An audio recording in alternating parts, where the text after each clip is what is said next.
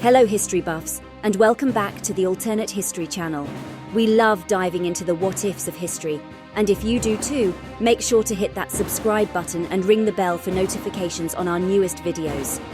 Today we've got a doozy for you. Picture a world where the Chinese discovered the Americas before Columbus ever set sail. Would the world map look the same? Would we be speaking Mandarin instead of English or Spanish in large parts of the Americas? We'll be exploring this scenario in depth, from the historical context that could have made it possible, to the immediate interactions with indigenous peoples, and the long-term global consequences of such a momentous event. So let's jump right in, shall we? In the early 15th century, during the Ming dynasty, China was a dominant maritime power in the east. Led by the fabled Admiral Zheng He, a fleet of enormous junks sailed from China to various parts of Asia and Africa, establishing diplomatic relations and collecting exotic goods. Zheng He's voyages were halted in 1433, primarily due to a change in imperial policy that shifted focus from naval exploration to defense against the Mongols on China's northern borders. This policy change led to a more inward-looking China, culminating in the banning of large ships and naval expeditions. Imagine if this pivot in policy never occurred, or better yet, if the Chinese court had decided to venture even farther with the objective of discovering new lands. Their advanced nautical technology and superior ships would have put them in a good position to make trans-Pacific voyages. In our alternate timeline, let's propose that a subsequent Chinese emperor, convinced by a faction of exploratory-minded advisors, commissions a new series of expeditions with the goal of crossing the Pacific. If China, in this expansive maritime phase, set its eyes eastward, there's a reasonable chance their fleets could have stumbled upon the Americas. Of course, the journey would have been perilous, laden with uncertainty, but if anyone could make it during that period, it would be the Chinese. And so, Admiral Zheng He sails toward the horizon, equipped with the celestial navigation techniques and advanced shipbuilding technologies of the time. They would be greeted not by scattered islands, but by massive, unexplored continents filled with a diversity of peoples and resources.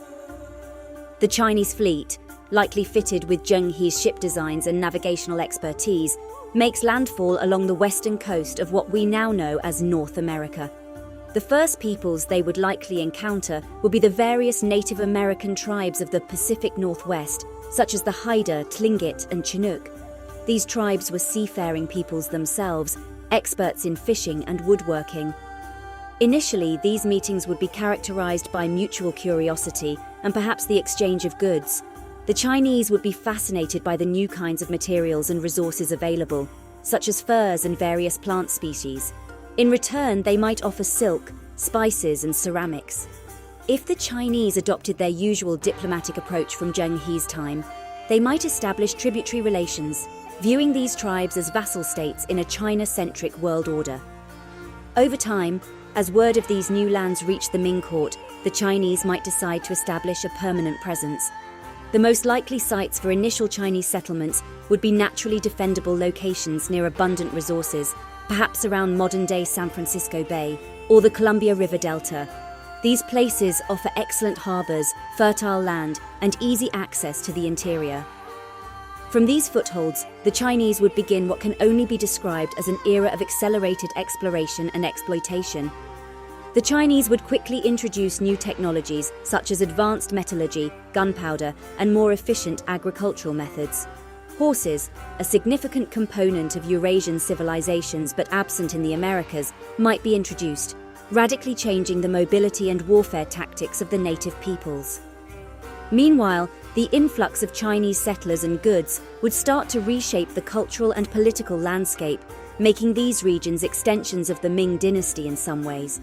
But it's also worth noting that the Chinese arrival would bring diseases to which the Native Americans had no immunity, leading to devastating population losses similar to those caused by European contact. In the short term, this could actually make colonization easier for the Chinese, as it did for the Europeans, though it would be a tragic consequence for the indigenous peoples.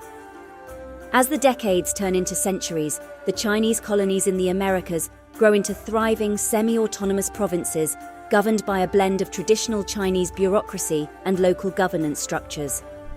The large-scale cultivation of crops like rice and tea begins, along with the mining of precious metals like gold and silver.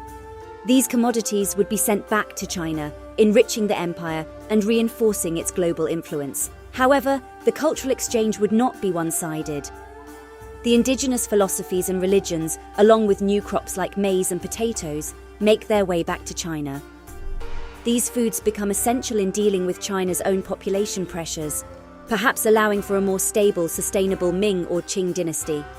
The Chinese influence in the Americas would have a profound impact on global geopolitics. The absence of European powers like Spain and Portugal in this new world would mean less wealth flowing into their coffers. As a result, their ability to influence other parts of the world would be diminished. This might delay or entirely prevent the colonization of other parts of the Americas, Africa, and Asia, leading to different trajectories for these regions. In North America, the integration of Native American tribes into the Chinese colonial structure would yield a new hybrid culture. Unlike the often adversarial relationships between European colonizers and indigenous peoples, Chinese colonial practices might lead to a more integrated society, though not without its own complexities and tensions. Europe, finding the Americas already under Chinese influence, might turn its colonial ambitions more aggressively toward Africa and Asia, possibly leading to an even more convoluted tangle of empires and colonies in those regions than we saw in our own history. With a stronger, more influential China and a less dominant Europe, the global balance of power would be drastically different. Would the Enlightenment still occur in a Europe less enriched by colonial wealth? Would the Industrial Revolution start in China instead? These are tantalizing questions to ponder. By the time the modern era comes around, we might see a world where the dominant global powers are located in the East rather than the West. Democracy, capitalism, and other tenets of Western ideology might not hold the same sway in this alternate world, making room for a different, perhaps more Sino-centric, set of global values and norms. And there you have it, folks, a whirlwind tour through an alternate world where China discovered the Americas. We've seen how this monumental shift could have altered geopolitics, culture, and perhaps even the dominant languages and philosophies of today's Americas. From intricate alliances with Native American tribes to geopolitical struggles with emerging European powers, this alternate timeline would have been a fascinating web of possibilities. If you enjoyed this mind-bending journey through history, please give this video a thumbs up and share it with your fellow history enthusiasts. If you have more thoughts on this topic or suggestions for future episodes, we'd love to read your comments below. And if you haven't already, don't forget to subscribe and ring the bell so you never miss out on our latest explorations into the what-ifs of history. Thanks for watching, and until next time, keep questioning the past to understand the possibilities of the future.